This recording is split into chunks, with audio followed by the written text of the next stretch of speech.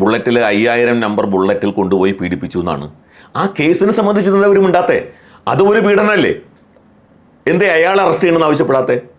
എന്ന് വെച്ചാൽ അത് വ്യാജ പരാതിയാണ് തെളിഞ്ഞു. അപ്പോൾ വ്യാജ പരാതി ഉണ്ടാക്കുക എന്നുള്ളത് ഇവരുടെ ഒരു സ്ഥിരം പരിപാടിയാണെന്നുള്ളതിൻ്റെ അർത്ഥം.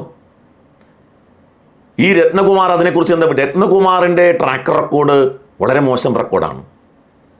രത്നകുമാർ അവിടെ CPM-ൻ്റെ ബ്ലോക്ക് പഞ്ചായത്ത് മെമ്പറും ഒക്കെ അടങ്ങുന്ന ആളുകളുടെ നേതൃത്വത്തിൽ ഒരു ജ്വല്ലറി തല്ലിപ്പൊളിച്ച കേസിൽ മഹസർ കൃത്യമായി തയ്യാറാക്കിയതില്ല എന്നുള്ള നിലയ്ക്ക് വകുപ്പ് തല നടപടി നേരിട്ട ഒരു ഉദ്യോഗസ്ഥനാണ് അദ്ദേഹം. സംശയാസ്പദമായ ഒരു ട്രാക്ക് റെക്കോർഡുള്ള ഉദ്യോഗസ്ഥനാണ് ഈ രത്നകുമാർ.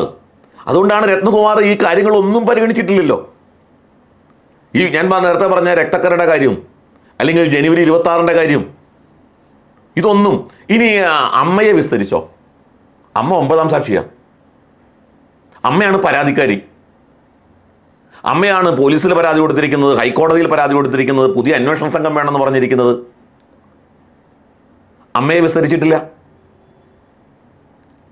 ഈ ശുചിമുറി കാണിച്ചു കൊടുത്തത് എല്ലാ ഉദ്യോഗസ്ഥന്മാർക്കും കാണിച്ചു കൊടുത്തത് ആരാ? ഈ കുട്ടിയോടൊപ്പം കുട്ടിയുടെ ഇളയമ്മയാണ്.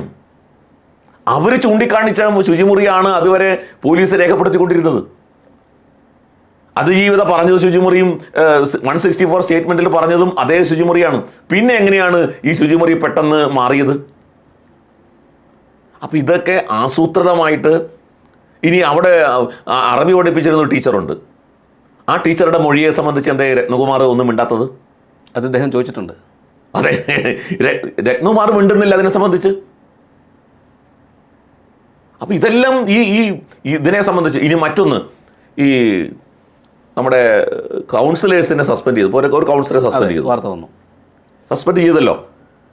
അത് ജഡ്ജ്മെൻറ്റിൽ പറഞ്ഞിട്ടുള്ളത് ഈ കൗൺസിലർക്കെതിരെ നടപടി എടുക്കണമെന്ന്. എന്തിൻ്റെ പേരിലാണ് കൗൺസിലർക്ക് നടപടി എടുക്കണമെന്ന് ജഡ്ജ്മെൻറ്റിൽ പറഞ്ഞത്?